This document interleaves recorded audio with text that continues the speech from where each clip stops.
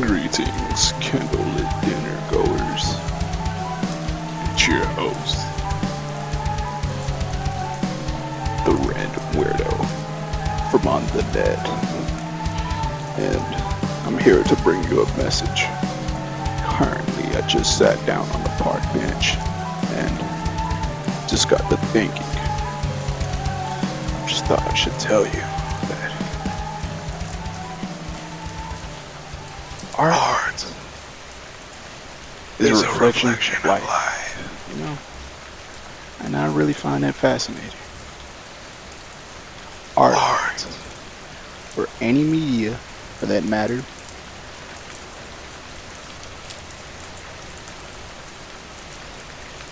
deem it made necessary from the imagination of man, or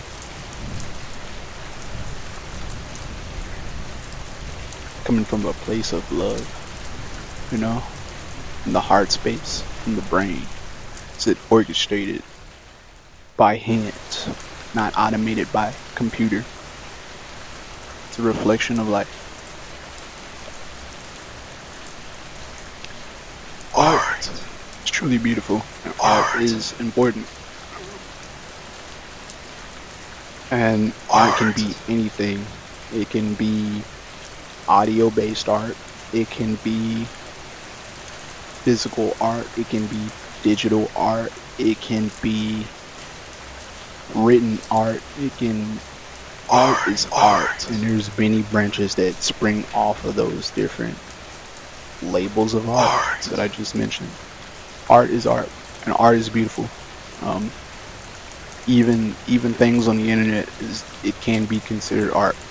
Well, for that matter, you can post your digital art and everything you want to that's art related on the internet. But take for example a YouTube video. You know, it can be considered art. Or it can be considered a medium that was given love to it by, you know, man, by a human, man or female. It doesn't really matter. It's a human being, right? They made it. They have a conscience to them. They're sentient beings, and they made the thing, and it's not man-made, or it's not computer-made. Sorry, it's made by heart and soul.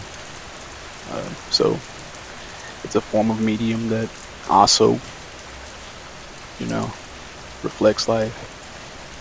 It replicates life, and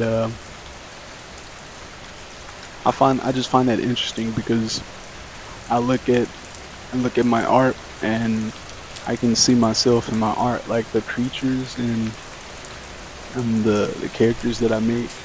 It kind of feels like me. Like I can even see, and I swear it wasn't intentionally. I can kind of see myself in the art. And maybe I'm not the only one. Maybe you can look at my pieces and go like, hey, this kind of looks like you. Like this kind of looks like you. Not just to roast me, say I look like a rock band or some big monstrosity with a mouth on its belly or anything like that. You can look at it and kind of say, hey, this carries your aura or something. Like, you can see the aura from different people. You can see the spirit from different people on different forms of medium and different forms of art. You know, it even carries through, like with music and even in videos. You can just tell that it's made by a certain person. So you've been watching someone for a certain amount of time, then you just randomly hear this person somewhere, or you just randomly hear this person's work somewhere. You just like, hey, I know that person. I used to watch him. I used to watch her. I listen to them. You know, you find them out, man. You pick him up, and you just notice because it replicates life. And that's really interesting, because people can be similar, you know. I always say that everybody can like the same color, but there's always something different. You may have a different hue of the color that you like in comparison to the other person. Not everybody thinks that deep about a color. Just say you just pick a color, yellow, blue, green, whatever. You may not necessarily think about the hues and the saturation and the color and the densities and the volume times porosity equals. But you get my point. If you were to wear the color, if you were to be the color, what hue would you be? What shade of color would you be? And who knows, if you were to even think about it, you may like a different shade. You might like a certain shade of that color, of said color. You might like a certain hue of said color. You never know. It's only if you look at things like that, and if only if you think about it. But yeah, people can like similar things but be different. Like, you can have a certain niche that you like, and you still have your own edge. You still have your own flow about it. You'll be different. Like, no one's the same. Everyone's unique. Everyone's unique. You can be in uniform, and there's still something about you that stands out from the other person. I mean, it may not be. It may be just discreet. It may not be that obscene. It may not be that noticeable, but you still stand out from the next person. Um, and this can go to everything and anything, whether it's you, your physical body, or it's something that you make. You'll still stand out. There's still some kind of touch that you have to a thing, unless you're just out here trying to be somebody that you're not. But even still, you can't copy the original. You know what I'm saying? Those guys who absorbed power and maybe absorbed him himself. I'm referring to Goku. They couldn't beat him. You know why? Because they weren't the original. Uh, that guy from the tournament of power. I mean, he absorbed all that power, and he went against Goku, and he used that power against Goku. And they told Goku not to give him so much power. Man, Goku did not give it. He didn't care at all. He gave him all the power that he could. He overloaded him. You know why? Because he knew that he wasn't gonna beat him. He wasn't built for that. If he didn't have that power, if he didn't have that power without acquiring it from absorbing the power, then he just didn't have that power. He's not the original, so he couldn't beat Goku. He imploded. The guy lost. Goku took the W. So you can't copy somebody and be somebody that you're not. You're gonna be yourself, regardless. It doesn't matter. Yourself will show. You'll slip. You'll show yourself. Out from the darkness and into the light. You show yourself. Um, Chib, I also want to talk about this, right? It's funny how some people, they look at the internet, and there's certain things on the internet that just sound really, really bizarre. It just sounded really, really strange. Uh, and this can be a phenomenon or a thing that could be happening from all different sorts of places. It can be right underneath your nose. It can be right in the same place that you roam the earth about. Uh, this can be anywhere. Like I said earlier, art imitates life. So a lot of these things that are happening, whether it be the masses of people being isolated, or whether it be the gang stalking, or whether it be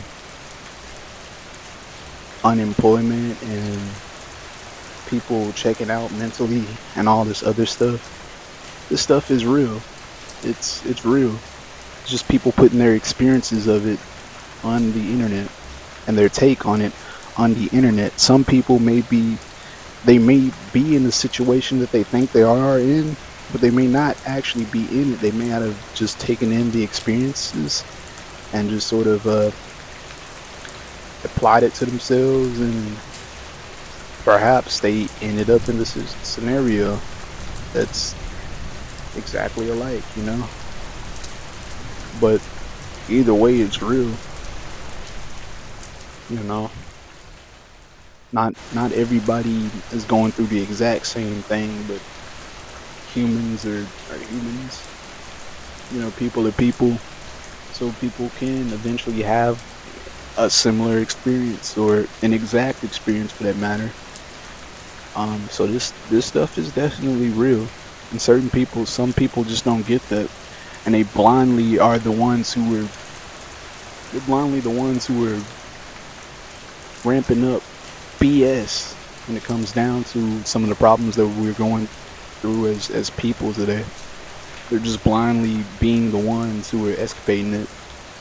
They're perpetuating all the madness and whatnot, like the gang stalking, things of that sort, or even when it comes down to the living conditions that we're in, like the economy being as broken as it is, because we got people that they either know what they're doing and they're greedy and they're just trying to be up for the bang for the buck for themselves or whatever, or we just got people who are just completely ignorant and know nothing about what's going on and think everything they see on the internet is just false, and they're blindly doing the exact same things that other people may be doing to keep the cycles going. And this is just strange to me. That is strange to me. You know, we can't, it's like you can't tell the difference between fiction and reality when it comes down to things like that. Like, people go the extra mile just to cover things like that up. That's just strange to me.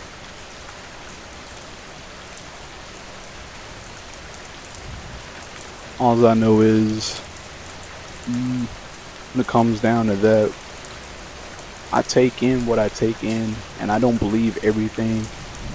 I take in what I take in. Some things is face value. When evidence pop out and it reveals itself, then face value. But I question everything.